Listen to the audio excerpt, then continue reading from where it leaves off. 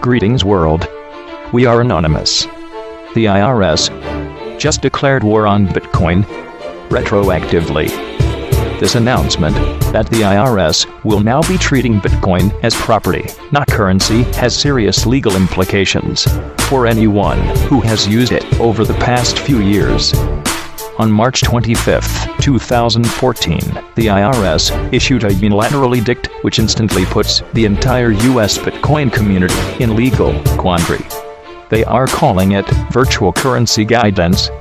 The new rules designates all cryptocurrencies as property, not as currency, and states that any increase in value between the date of acquisition and the date of sale counts as capital gains and is taxable. All payments using Bitcoin are subject to the same reporting requirements as normal payments, and Bitcoin mining is also now considered taxable income. Oh, and by the way, these new rules and penalties apply retroactively. If you run now to grovel at their feet, they may be willing to reduce those penalties somewhat if you can convince them that you had a good reason for not reading their mind in the future. Their new law: taxpayers may be subject to penalties for failure to comply with tax laws.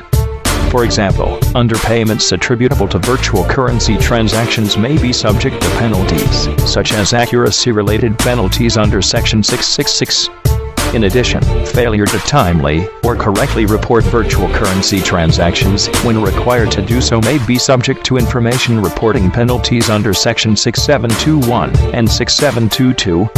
However, penalty relief may be available to taxpayers and persons required to file an information return who are able to establish that the underpayment or failure to properly file information returns is due to reasonable cause.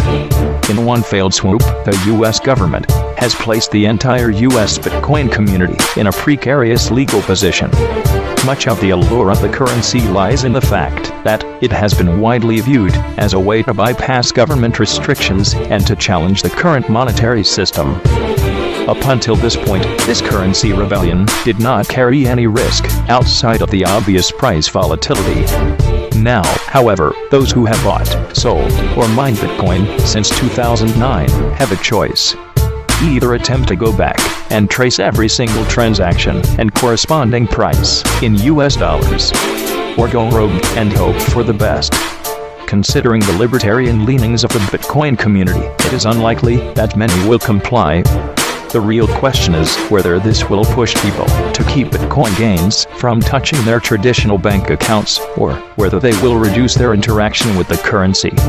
The decision to apply these rules retroactively may have another unintended consequence, given the massive undertaking that retroactive bookkeeping would entail.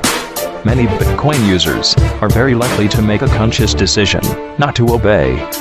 For many, this could very well be the first time that they defy the federal, not our supposed to be government, tax collectors. And once their status is irregular, it becomes much more likely that they will stay irregular.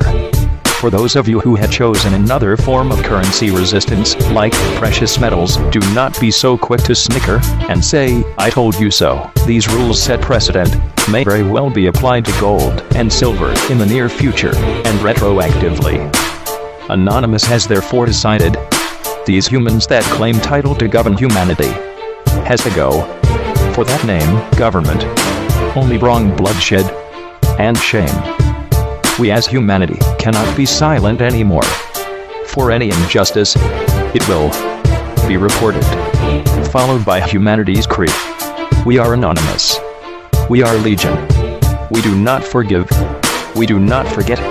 To the corrupt governments of our world, Anonymous and the rest of humanity declare, we do not need your assistance anymore.